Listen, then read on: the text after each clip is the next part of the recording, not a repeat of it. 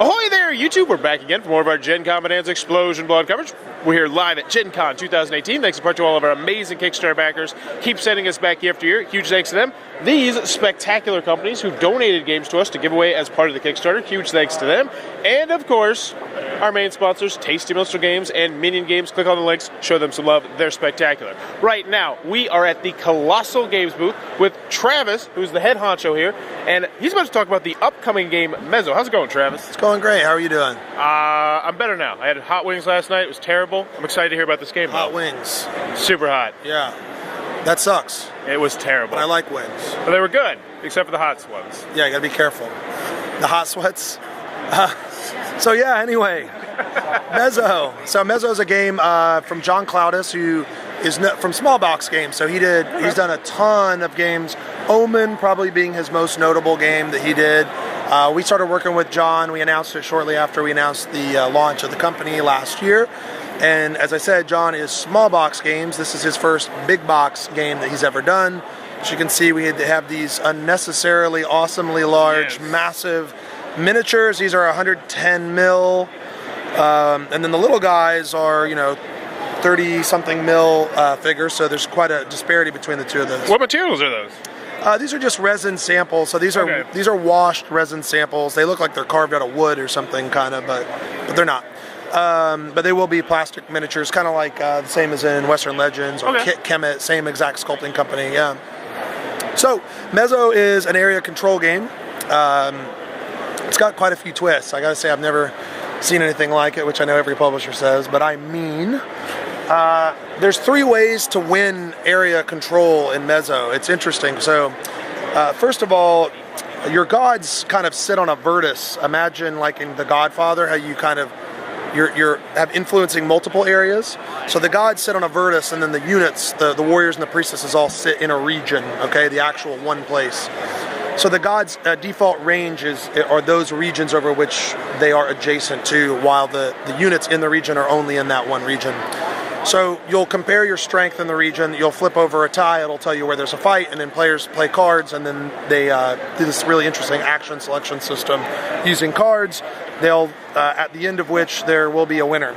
So whoever has the most strength in that region is going to win, and there's like an altar which gives you points or bonuses and stuff like that. But then the twist is whoever has the most priestesses in the region gets to take one of their priestesses and put it on this thing called the Immortal Calendar, and they get an immediate benefit.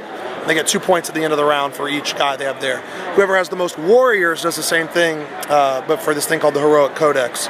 So you could be in a region where you have 12 strength and I have 1 warrior, and I still get something because no one bothered to put warriors there, or I eliminated the other warriors. So you're kind of immortalizing them in the Mayan culture, if you will. So that's a really neat twist on it. After the conflict is done, unlike in other games where there's a fight, everything comes home. There's also this interesting thing, there's Xibalba, which is the Mayan afterlife. Units will get sent there. You can do blood sacrifices and things like that. So unlike in other area control games where when your units get kicked off the board, they don't always come home to you for you to redeploy. They might end up in Xibalba, and you got to work to get them out. So think a game like Blood Rage where things go to Valhalla. Imagine if they didn't come home. Yeah, okay. So you have to manage your units in this. Sorry about that. You have to manage your units in this really interesting way, almost like a resource management type thing.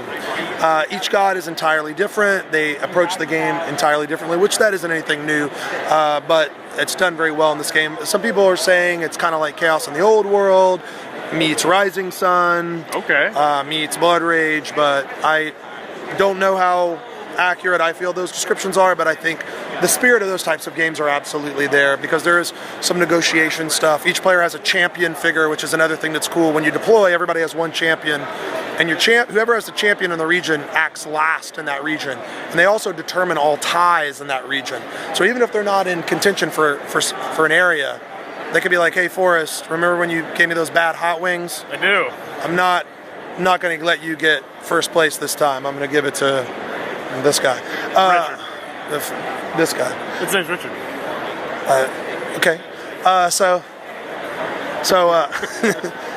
Mezo we're really excited about. That's going to be on Kickstarter in October. All right, fantastic. Thank you very much. That is Mezo. coming to Kickstarter. It looks like it might be a cup of tea. Be sure to check that one out. If you're enjoying the Gen Con coverage, please be sure to click on the subscribe button down below. In the comments below, let me know what's your biggest fear ever in life.